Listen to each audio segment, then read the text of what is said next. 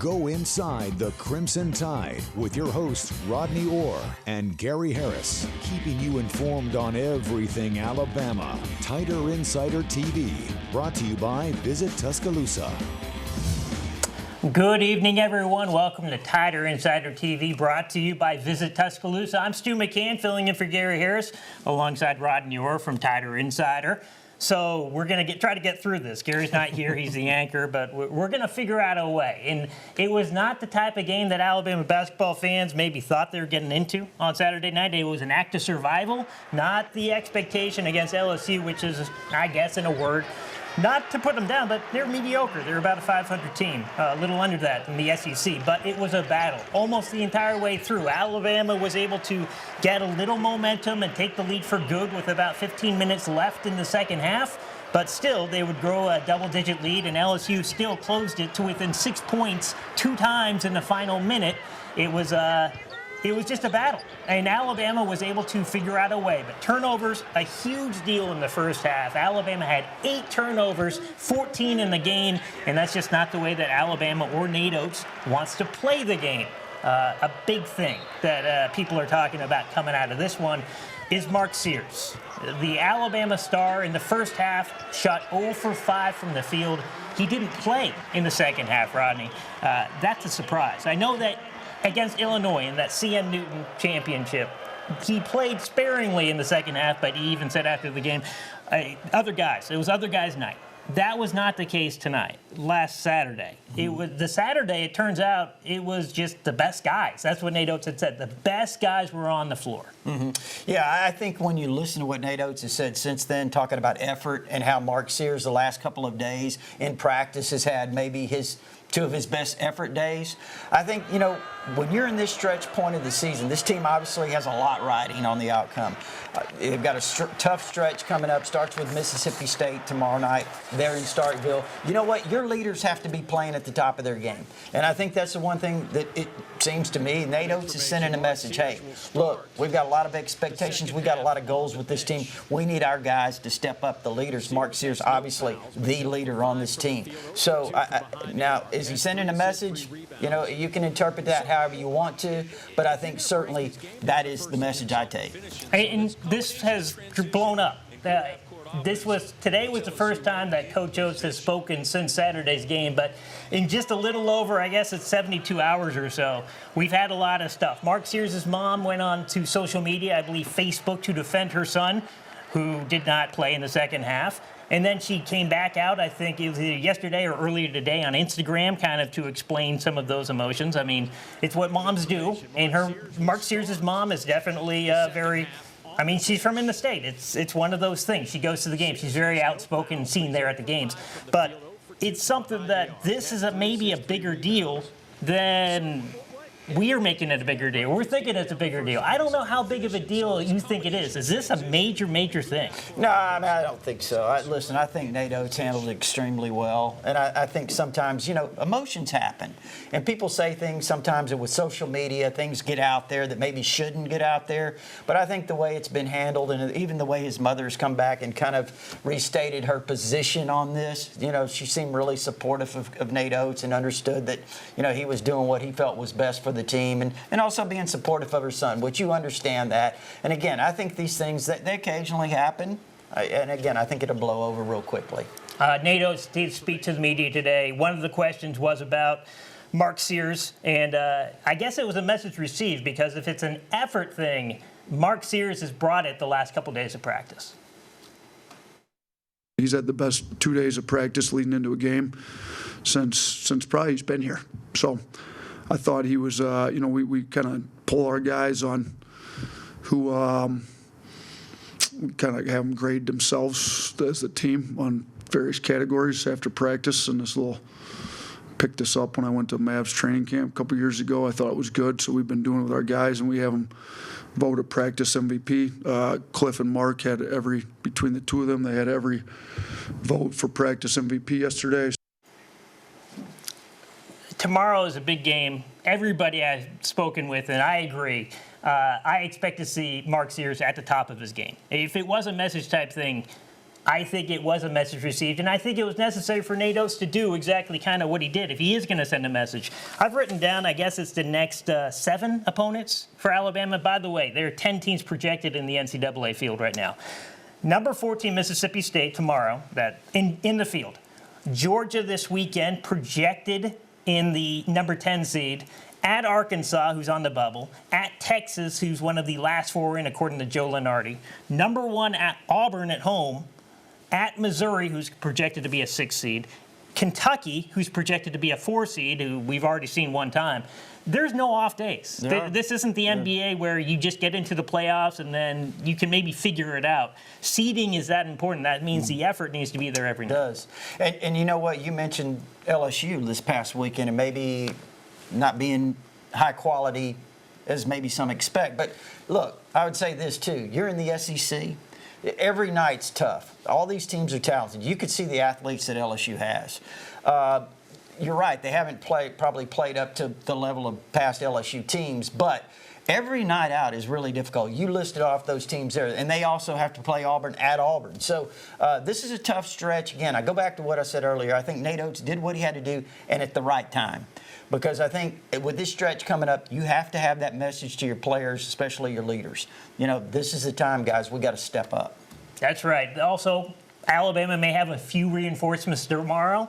Freshman forward Derrion Reid has missed the last 4 due to an undisclosed back injury, but Coach Oats, who says Reid looks good to him, and he's probably questionable for tomorrow, but if he is able to get back in there, it's going to be a big lift. The freshman was a contributor, 8.1 points per game, 3.4 rebounds, and 17 minutes per game.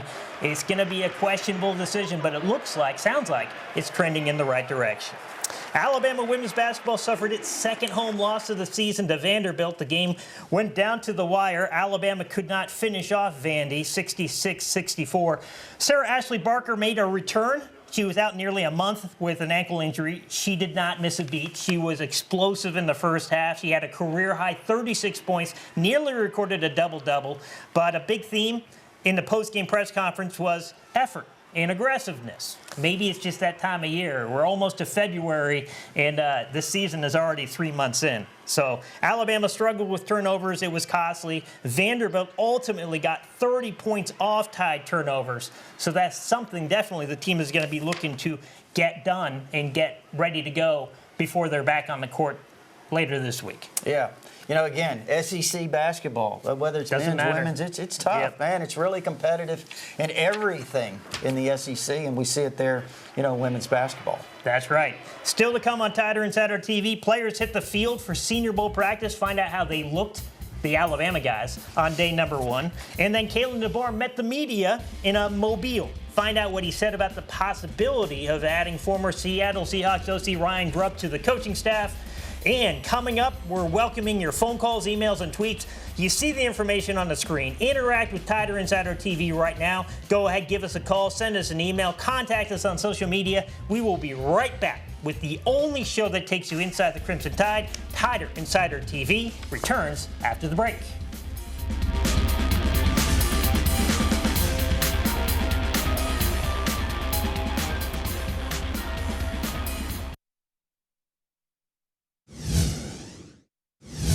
Welcome back to TITV, sponsored by Visit Tuscaloosa alongside Rodney Orr. I'm Stu McCann, filling in for Gary Harris, and it's Senior Bowl time. Senior Bowl week down there in Mobile. First day on the field today. Now, Malachi Moore is not there. He is still rehabbing from the injury he suffered late in the season. So I believe he's going to be meeting with teams, but it went from now 4 guys who are competing on the field, and today was their first day to kind of show out. That Senior Bowl, 4 players, quarterback Jalen Milroe, tight end C.J. Dupree, punter James Burnip, and defensive lineman Tim Smith, all huge parts of Alabama's success the past few seasons. Milroe, probably the focus because it's quarterback, and it's a quarterback league, a quarterback game. He's hoping to showcase some of the athletic ability to show off and prove to the NFL scouts that he's one of the top quarterbacks in the draft, maybe even a day 1 first-round draft pick. All the players look to bump up their stats. Now, today was the first day on the field. A lot of people feel that the big day was probably Monday. That's win measurements. That's the measurements that came out. And one measurement that everybody was kind of talking about afterward was Jalen Milroe's hand size. You know how they like to talk about hand size down there. He had 8 3/4-inch hands. That's a concern because Kenny Pickett's hands, 8.5. And the standard for NFL starting quarterbacks is 9 inches. In fact, I think Kenny Pickett's hands, the only ones below 9 inches currently in the NFL. I don't know if they've really gone around to check all that. That's what a lot of people, that's the talk. So, huge concern, do you think? Well, I mean, hand size. You know, I know they go by those numbers. Look, I think a lot of it's just the way they grip the ball, how they can grip the ball with the bigger hands, you know. But you look at Milroe, he doesn't seem to have any issues with that in terms of arm strength, you know. I don't know other than that what it would really be. You know, obviously he has some mechanical things that he has to get worked out. And some people even talk about his grip isn't really technically sound.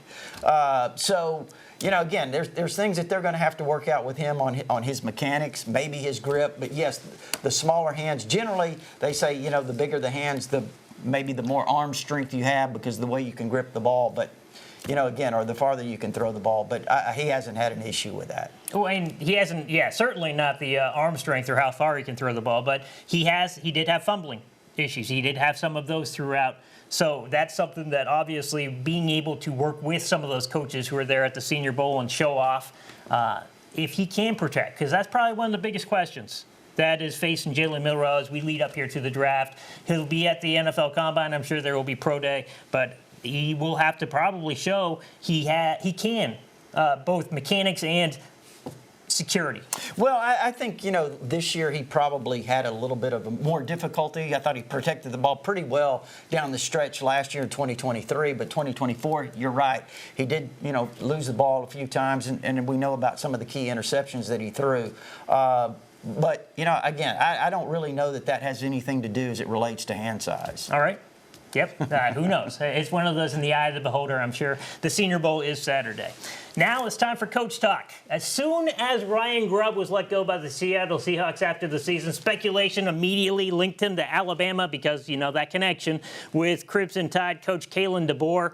DeBoer was at the Senior Bowl today and was asked point blank if he considered or has considered adding Grubb to his staff.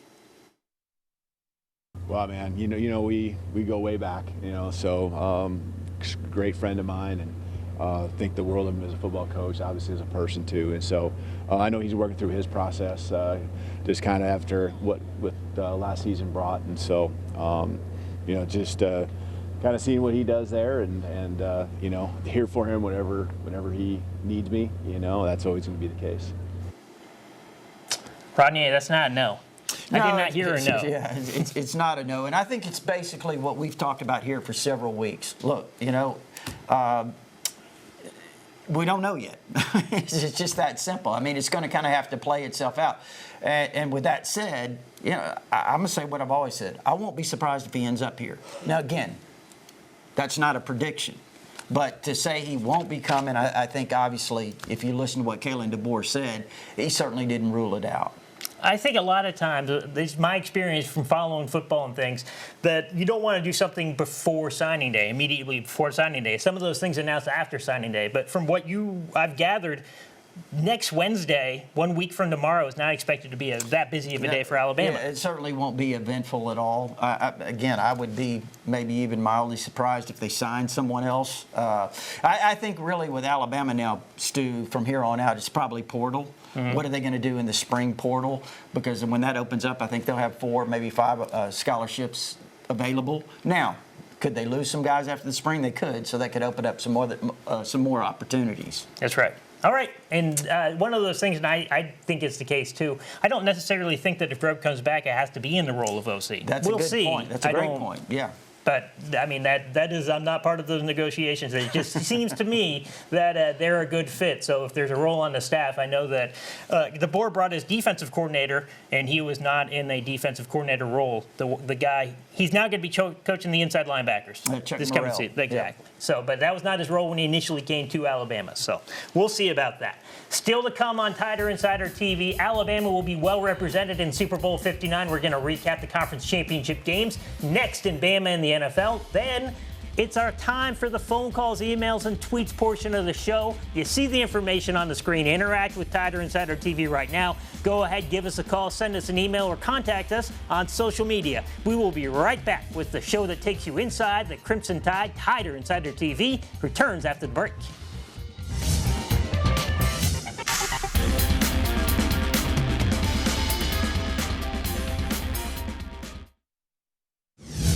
Bama in the NFL Conference Championship Edition. Jalen Hurts scored his 9th rushing touchdown, and the Eagles win over the Washington Commanders in the NFC Championship game. Number 9 passes Steve Young for the most rushing TDs by a quarterback in NFL history.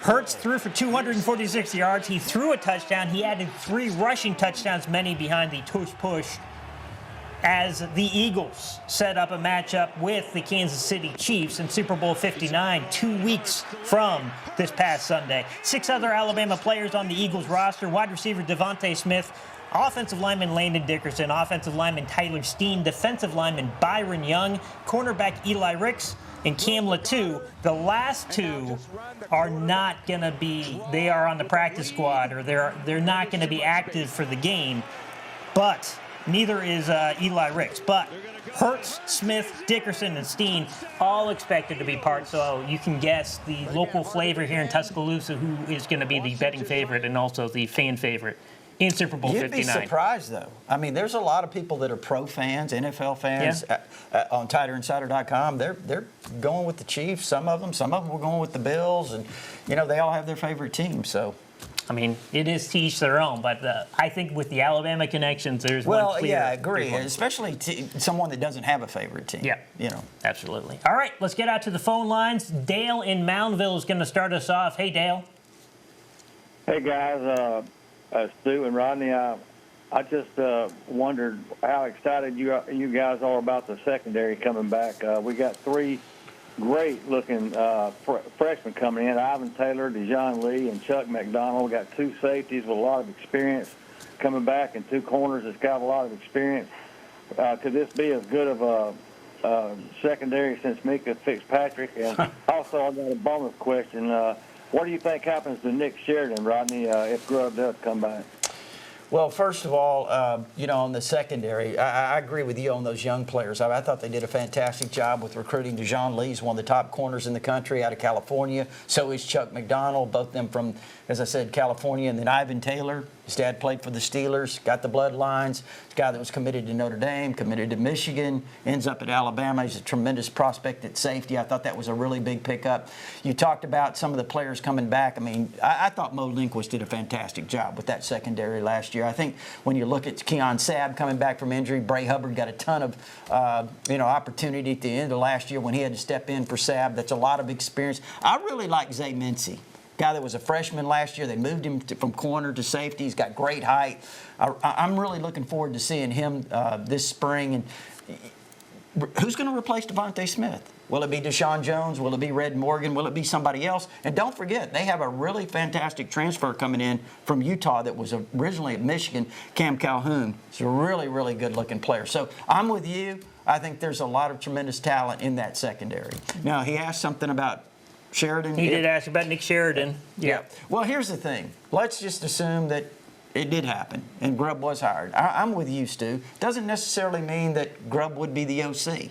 Maybe they would do it another way. So really, it'd be tough for me to answer that, but I think you could see it either way. You could see him being maybe a co-OC or maybe in another role. But I think Sheridan, there's a lot of people that have been critical, of course, when Alabama loses 4 games, but I thought Sheridan did a really, really good job. I'd kind of be a little surprised if he wasn't the OC next year, but you never know. Another thing when it comes to the defensive back, the Jalen Mbakwe situation. He's a fantastic young cornerback, but he played wide receiver in the bowl game, and there's some thought, and depending on Kalen DeBoer's, what he was talking about in the lead up to the bowl game, that could be his main position when spring ball starts again. It wouldn't surprise me. And I think when you're talking about a guy that was an athlete in high school, he played a lot of quarterback. They got the best athlete at quarterback.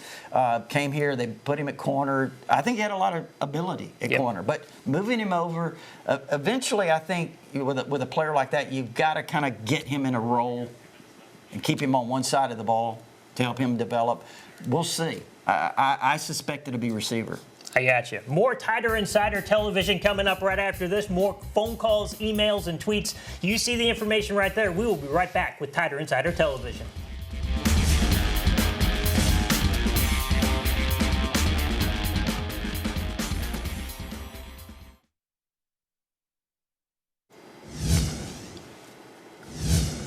Welcome back to TITV. It's time for our email question of the day, which is brought to you by KDM Services, serving your family like our family. And the email question of the day comes from Paul and Jasper. Is Jalen Hale healthy, and will he play in the A-Day game? Originally, when I read this email, I thought, no, that was going to be the answer. But I forgot he was taking part in some of the bowl practices. He was in the black non-contact jersey. He was doing some of the on-field stuff. So I think that it's possible he's going to go through some of spring. I just don't expect him to play in the actual spring game. Honestly, I would be surprised if he had contact. Again, just kind of watching him move. And again, I have nothing official. Let me be clear on that. I don't know if he will participate fully in the spring and in A-Day. We don't know yet. But hopefully, because, listen, he's a really talented kid. They missed him this year, in my opinion. I thought he could have been a major contributor. And hopefully, he can get back on the field ready and healthy this fall. That's right. All right. Great segment. Very short, but we've got one more block left to go. And after this, we will get to that final block. But on a beautiful night, you check out the skyline in Tuscaloosa right there. Nothing prettier. And we'll be right back to wrap up the show next.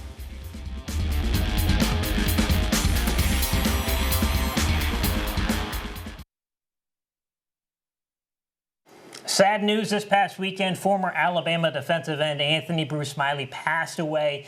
A former defensive end for the Crimson Tide in the 1980s, local product from Pinson Valley High School. Yeah, he was a really good player and a better person. He was a first-class guy. I knew him when I was in school here. He was part of that 1980 #1 recruiting class by Coach Bryant. He was a fantastic player, but again, even a better person. Really sad to see any former Alabama player go. That does it for the show. Watch the replay tonight at 10:30. Thank you to Visit Tuscaloosa, and we will see you next week when Gary Harris will be back in this seat.